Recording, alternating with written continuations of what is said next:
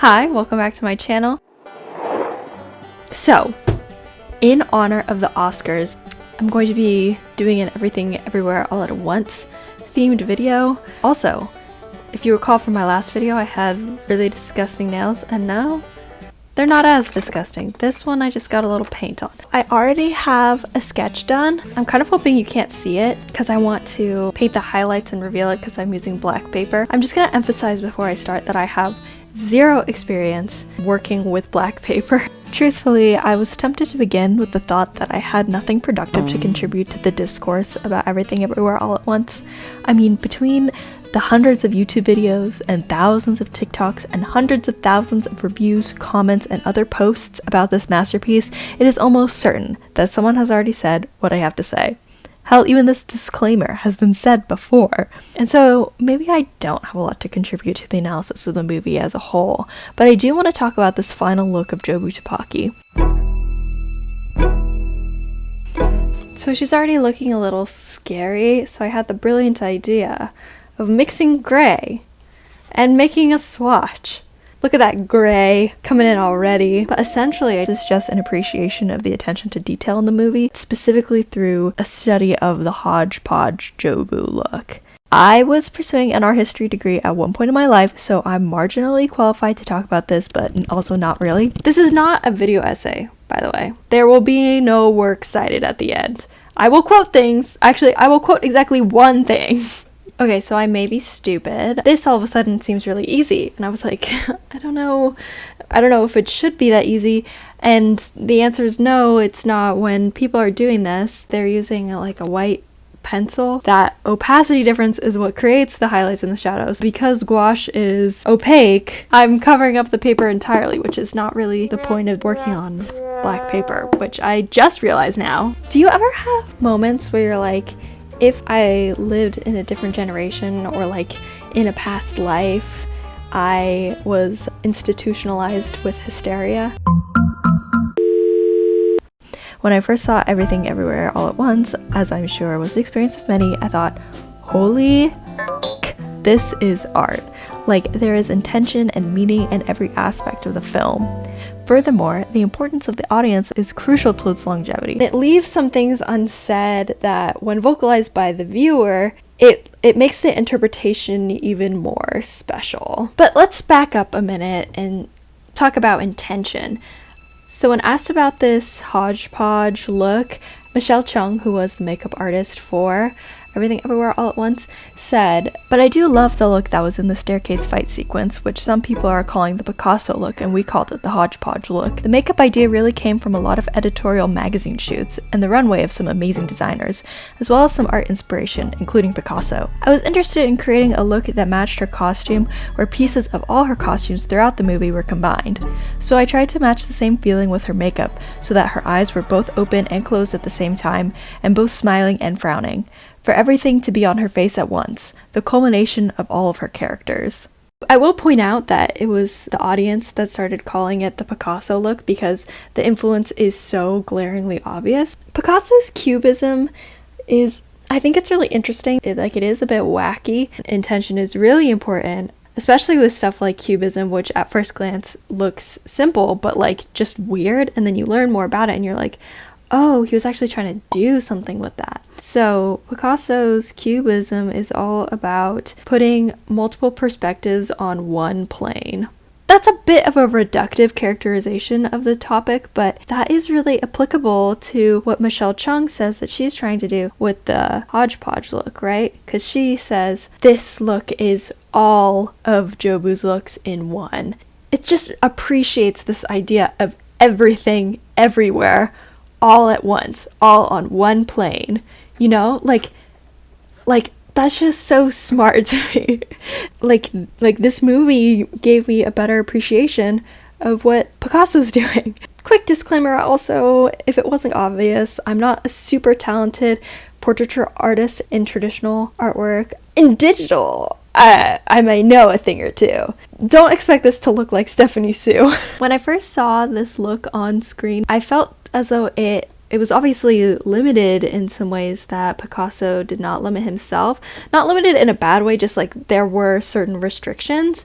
And to be honest, I don't know if this was like intentional as a reference to the artist that I thought it might be referencing, or if it was simply because it would be highly distracting to have all of that going on when there's already so much else going on. I was really taken by the use of primary colors, white on both the eyes, and bold black lines. Bear with me, okay? It's a bit of a stretch. It really reminded me of Piet Mondrian. He's Dutch. I don't know how to say his name. I just call his pieces Mondrians. His art was part of a movement called neoplasticism, which is an avant-garde movement. Neoplasticism aimed to deconstruct artistic hierarchies, and how Mondrian wanted to do this was through the highest level of abstraction. So he would only paint in these bold perpendicular lines that created rectangles of white, blue, red, or yellow. So he only used white, black, and primary colors. And to him, this was the greatest form of visual abstraction because it not only flattened a scene to the very basic geometrical shape of a parallelogram, but it also distilled every color into some combination of the three primary colors, right? And so by distilling it in this way, he was aiming to invoke the most natural and simplified version of the world. Okay, I lied. I'm actually going to read two quotes. This next one is from Khan Academy. Yeah, and I consider that to be a valid source of information because I trust Saul Khan with my life. Some art historians have viewed Mondrian's painting as an expression of his interest in dialectical relationships, ideas advanced by the early 19th century German philosopher Hegel that art and civilization progress by successful moments of tension and reconciliation between oppositional forces. For Mondrian, then, composing with opposites such as black and white or vertical and horizontal lines suggests an evolutionary development. Mondrian's painting may also reflect his association with the Theosophical Society. Theosophists were interested in opposites as an expression of hidden unity. During World War I, Mondrian lived near a prominent theosophist who used terms such as new plastic to promote his ideas on spiritual evolution and the unification of the real and the ideal, the physical and immaterial. In theosophy, lines, shapes, and colors symbolize the unity of spiritual and natural forces. That sounds an awful lot to me like there are some thematic similarities between that and Everything Everywhere All at Once. Like, for example, the unification of the spiritual, the ideal, and the reality is incredibly central to the movie. Because at the beginning we have this character, Evelyn, who is the version of herself who is dealing with harsh reality that her life might be a failure.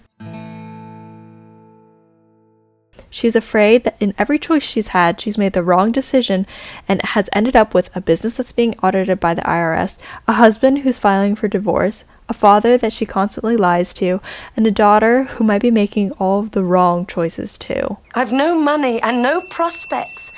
I'm already a burden to my parents. And I'm frightened.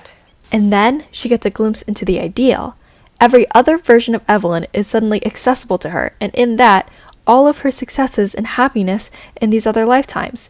She gets to see and live and borrow from the best parts of other timelines. And in the movie, Evelyn and Joy go through spiritual journeys that mirror each other. Evelyn fears the judgment of her father on the life that she's made, while Joy is trying to make her own life but is constantly facing rejection from her own mother. Then, they both have this experience in different universes of going too far in verse jumping and finding the overwhelming meaninglessness in the face of everything there ever was and will be. I mean, I feel kind of bad speedrunning the plot like this, but I'm going to assume you've seen the movie and are familiar with the everything bagel. It's what symbolizes this nothingness in the universe. A bold, black circle. We also get this contrast, the googly eye representation of Wayman's choice to have joy, and it is with the balance between these two, Evelyn's destructive verse jumping and Wayman's goofiness, that Evelyn can succeed. Specifically, I'm referring to the final fight on the staircase where Evelyn is trying to get to Joy as Joy tries to get sucked into the bagel. And then we get this incredibly beautiful and iconic scene between Evelyn and Joy about the universe and their lifetimes and what their relationship will be with each other going forward. And in the end, there's an acceptance of this meaninglessness that both Joy and Evelyn are faced with, but also a choice to have joy in spite of all of that. To choose to spend your life with the people that you love and find little moments where everything in the universe makes sense. Anyway, so as I was researching for this video, it really struck me how people have chosen to symbolize these themes of balance throughout history. Yin and yang, the googly eye and the bagel, the bold contrast between black and white, and how they contain a little bit of the other. In the symbol of yin and yang, they complement each other and drive each other forward. They balance and continue the flow of nature. It's a spiritual balance that Evelyn and Joy search for. Then, Michelle Chung references Picasso with the hodgepodge Jobu. Picasso used abstraction to combine perspectives, everything on one plane, all of the Jobus at once. Additionally, Picasso was one of Mondrian's most important influences, and he aimed to take this abstraction to the next level. Mondrian questioned, what are the foundations of all visual representation? How does this abstraction depict the most fundamental natural relationships between what exists and what could exist? His conclusion was that the composition of the lack of color, white, and primary colors displayed within an arrangement of bold, black, perpendicular lines captured these fundamentals. And in my opinion, Michelle Chung may not have intended to reference Mondrian's philosophies. In fact, I think likely not. But if that is the case, I still think the coincidence is meaningful, because the movie covers much of the same that Mondrian attempted to, and the fact that it reminds even one person of his works. That's important. What Mondrian attempted to distill from Picasso's abstraction is also what Chung captured in this look through a very similar execution.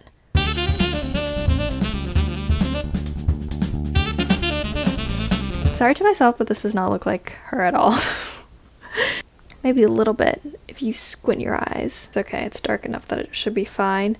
I have a vision for the hair, okay? I do. We're in the final stages now. I did some adjustments to the nose and the face shape to make it seem a little bit more believable that this could be her. In some universe, she looks like this.